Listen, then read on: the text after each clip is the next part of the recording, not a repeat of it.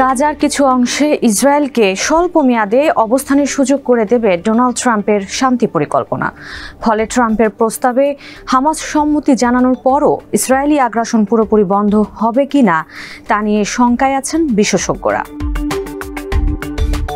বিশেষজ্ঞরা বলছেন, ট্রাম্পের শান্তি পরিকল্পনায় হামাস সম্মতি দিলেও ইসরায়েলি বাহিনীর আগ্রাসন বন্ধ থাকবে তা নিশ্চিত করে বলা যায় না। 2024 সালে যুদ্ধবিরতি চুক্তিতে সম্মতির পরও লেবাননে হামলা অব্যাহত রেখেছিল ইসরায়েলি বাহিনী। গাজার ক্ষেত্রেও এমনটি হতে পারে। আবার ট্রাম্পের পরিকল্পনায় রাজি না হলে গাজায় ইসরায়েলি অভিযান আরও জোরদার হওয়ার আশঙ্কা করছেন বিশেষজ্ঞরা। অর্থাৎ উভয় সংকটের মধ্যে রয়েছে হামাস এবং ফিলিস্তিনের বাসিন্দারা।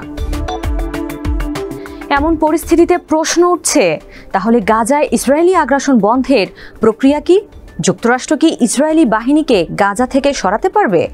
গাজায় ইসরায়েলি আগ্রাসন বন্ধে কি করতে পারবে অন্য দেশগুলো?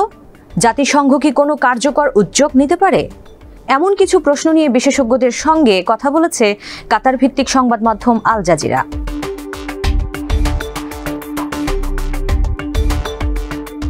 ওয়েস্টার্ন অন্টারিও বিশ্ববিদ্যালয়ের আন্তর্জাতিক আইনের অধ্যাপক মাইকেল লিঙ্ক বলেন, গাজায় ইসরায়েলের আগ্রাসন থামাতে জাতিসংঘই হতে পারে সবচেয়ে কার্যকর পথ। জাতিসংঘের হস্তক্ষেপে হামলা আক্রমণ থামানোর উদাহরণ আছে। তিনি বলেন, 1948 সালের জাতিসংঘ কনভেনশন ও 1998 সালের রোম সংবিধি লঙ্ঘন করেছে ইসরায়েল। নিয়ম অনুযায়ী নৃশংসতা ও গণহত্যার ঘটনা থামাতে এসব চুক্তিতে সই করা রাষ্ট্রগুলোর আইনি বাধ্যবাধকতা রয়েছে। মাইকেল লিঙ্ক বলেন, 1950 সালে কোরিয়া যুদ্ধ থামাতে সাধারণ পরিষদ ইউনাইটিং ফর পিস রেজলিউশন পাশ করে।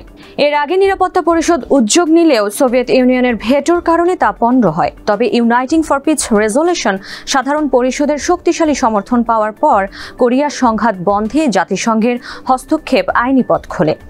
এর মধ্য দিয়ে দক্ষিণ কোরিয়ার স্বাধীনতা স্থায়ী না হলে একটি যুদ্ধবিরতির পথ তৈরি হয়ে যায়।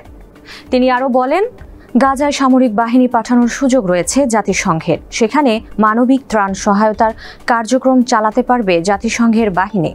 অবকাঠামো পুনর্নির্মাণ করতে পারবে, পানি বিদ্যুতের মতো পরিষেবা ঠিকঠাক করতে পারবে। সেই সঙ্গে অন্তর্বর্তী সরকার নিয়ে আলোচনা শুরু করতে পারবে। অধ্যাপক লিঙ্ক বলেন, জাতিসংঘ চার্টারের অনুচ্ছেদ 6 অনুযায়ী নিয়ম লঙ্ঘনকারী সদস্যদের বের করে দিতে পারে এ সংস্থা, কিন্তু এর জন্য যুক্তরাষ্ট্রসহ নিরাপত্তা পরিষদের সমর্থন প্রয়োজন।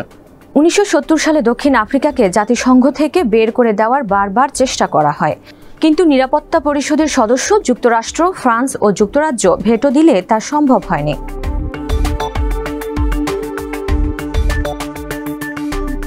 ডাবলিনের ট্রিনিটি কলেজের আন্তর্জাতিক মানবাধিকার আইনের অধ্যাপক মাইকেল বেকার বলেন, মানবিক হস্তক্ষেপ ও সুরক্ষা দেওয়ার মতো ধারণাগুলো 90 দশক থেকে অনেক আগ্রহ তৈরি করেছে।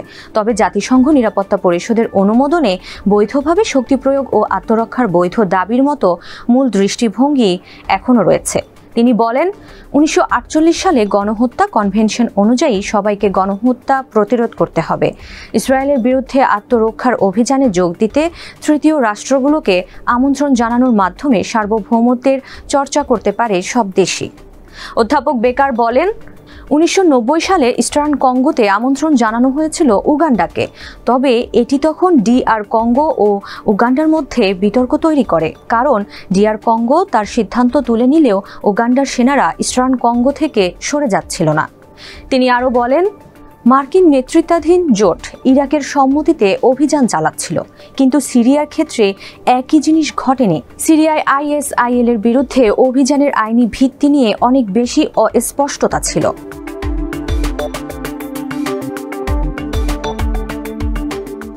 লন্ডনের কুইন মেরি বিশ্ববিদ্যালয়ের অর্থনীতিবিদ ড্যানিয়েল বিয়াঞ্চি বলেন, ইতোমধ্যে রাশিয়ার ওপর নিষেধাজ্ঞা আরোপ করেছে বিশ্ব, কিন্তু চীনের সহায়তায় রাশিয়া টিকে আছে। যুক্তরাষ্ট্র ছাড়া ইসরায়েলের ওপর নিষেধাজ্ঞার ফলও হয়তো একই রকম হবে। তিনি বলেন, যুক্তরাষ্ট্রের সমর্থন ছাড়া নিষেধাজ্ঞা ও বাণিজ্য অবরোধ দিলে ইসরায়েলে তার প্রভাব পড়বে, কিন্তু দেশটিকে একেবারে থামিয়ে দেবে না। যুক্তরাষ্ট্রের সবচেয়ে বড় রপ্তানি অংশীদার ইসরায়েল। চীন, ইউরোপীয় ইউনিয়ন ও ভারত মিলে নিষেধাজ্ঞা আরোপ করলে ইসরায়েলি কোম্পানিগুলোর কিছু ক্ষতি হবে। অর্থনীতিবিদ ড্যানিয়েল বলেন, ইসরায়েল সাধারণত পণ্য রপ্তানি করে না, প্রযুক্তি তাদের হাতিয়ার। বর্তমান বিশ্ব ব্যবস্থায় প্রযুক্তি রপ্তানিতে নিষেধাজ্ঞা দিলে সেগুলোর বিকল্প পাওয়া বেশ কঠিন হতে পারে। অর্থাৎ নিষেধাজ্ঞা দেওয়া হলেও ইসরায়েলের অর্থনীতির পরিবর্তে বৈশ্বিক অর্থনীতি বেশি ক্ষতিগ্রস্ত হবে।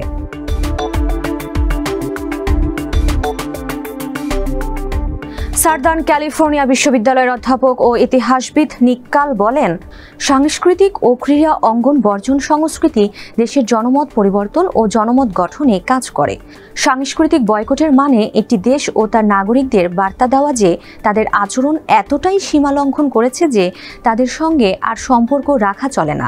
তিনি আরও বলেন, দক্ষিণ আফ্রিকার ক্ষেত্রে এই ধারণা প্রথম প্রস্তাব করেছিলেন ট্রেভর হ্যাডলস্টন নামের এক ব্যক্তি। 1954 সালে তিনি সাংস্কৃতিক বয়কটের পরামর্শ দিয়েছিলেন। পরে 1968 সালে জাতিসংঘ সাধারণ পরিষদ ওই ধারণাই প্রতিষ্ঠা করে ফেলে। কাল বলেন, নেলসন ম্যান্ডেলা বর্ণবাদী রাষ্ট্রকে বিশ্বের পরাজয় হিসেবে বর্ণনা করেছেন। দক্ষিণ আফ্রিকায় সাংস্কৃতিক বয়কট চাপ তৈরি করে 4 দশক, কিন্তু যুক্তরাষ্ট্রের ব্যাপক অর্থনৈতিক নিষেধাজ্ঞা দক্ষিণ আফ্রিকার বর্ণবাদী ব্যবসায়িক নেতা ও পরে রাজনৈতিক নেতাদের আলোচনায় বসতে বাধ্য করেছিল।